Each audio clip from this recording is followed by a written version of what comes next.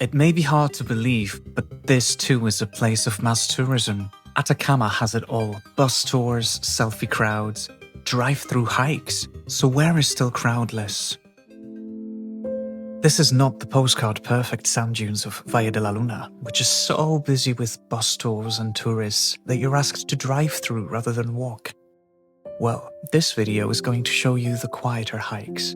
Two lesser known but just as breathtaking places, and one surprise at the end. First, a winding canyon of the ochre walls of Valle Catarpe, leading to the Garganta del Diablo viewing point at 2,600 meters above sea level. Just a few kilometers north of San Pedro de Atacama, the Garganta del Diablo trail winds through a stunning canyon tucked inside the Cordillera del Sal, Salt Mountain Range. Despite being practically within walking or cycling distance from town, it remains blissfully quiet compared to the crowds at Valle de la Luna. The canyon walls are made primarily of sedimentary rock and salt-based formations, sculpted over millennia by wind erosion and the occasional flash flood. The shapes are jagged, twisted, and sometimes eerily smooth, as if water once carved its way through the gorge. While the Atacama is famously dry today, ancient rivers and underground flows likely played a role in shaping the landscape. The result? A labyrinth of ochre and crimson walls that catch the light like fire.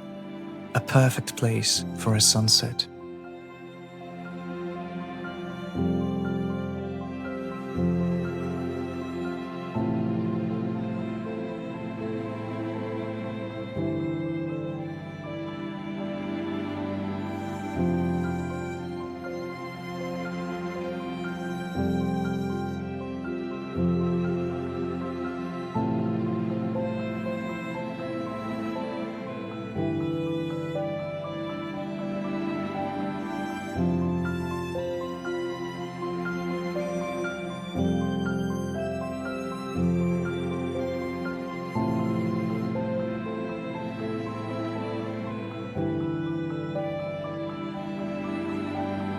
You're probably wondering, why Devil's Throat? Why is this place called Garganta del Diablo?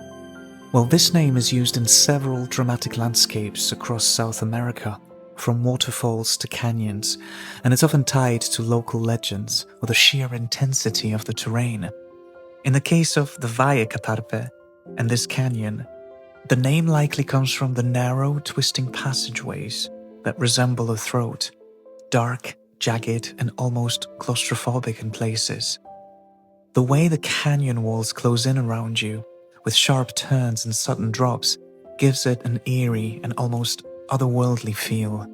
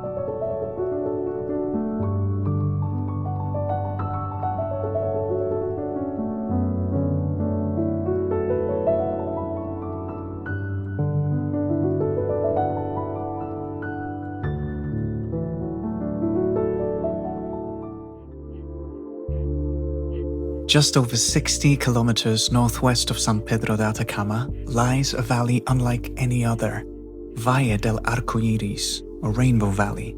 The drive takes about an hour. This valley earns its name from the extraordinary palette of minerals that paint its slopes. Red and ochre from iron oxides, green from volcanic tuff, rich in magnesium and chloride, white and beige from gypsum and salt deposits, and yellow and pink from clay and other oxidized minerals. The rock formations here are part of the Domeyko mountain range. Domeyko was a prominent Polish geologist who became high profile in Chile.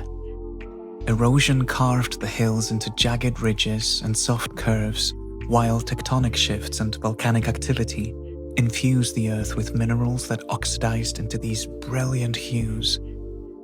I used the AllTrails app to guide me up to the pass at 3,300 meters above sea level, beyond what's marked as Badlands on the map. However, a word of warning. The route on the AllTrails app will lead you into a very steep and narrow canyon, which is tricky to navigate due to the unstable rock and gravel under your feet, while the path just to the left of the AllTrails route is a piece of cake and a very pleasant hike up to the pass.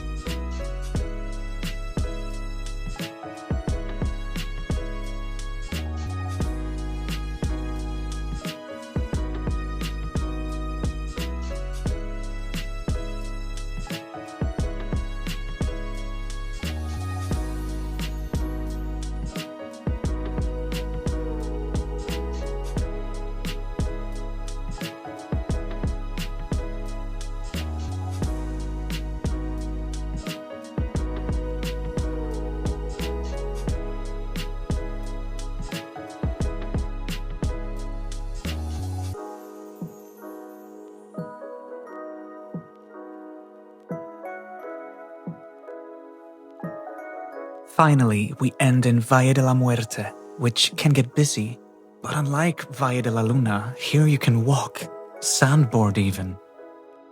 Valle de la Muerte, also known as Valle de Marte, Valley of Mars, is just 3.5 kilometers west of San Pedro de Atacama, nestled in the Cordillera de la Sal.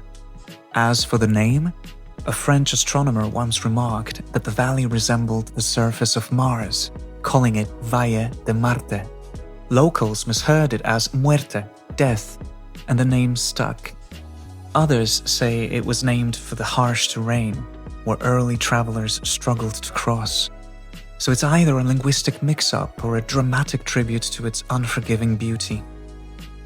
The valley's surreal landscape is shaped by salt, clay, and gypsum deposits, layered over time by ancient lakes and volcanic activity.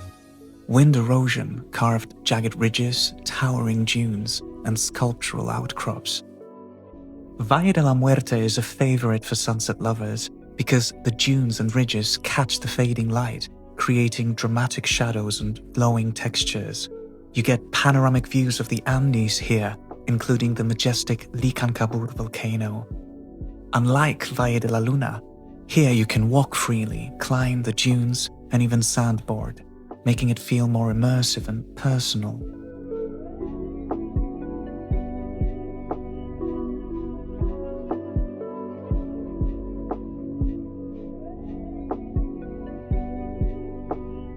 The Puerta del Sol viewing point is a great spot to watch the desert transform into a canvas of gold, pink, and violet.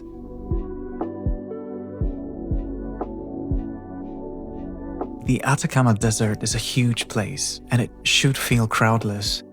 But even here, one needs to plan carefully to get away from it all. Personally, I wouldn't have it any other way.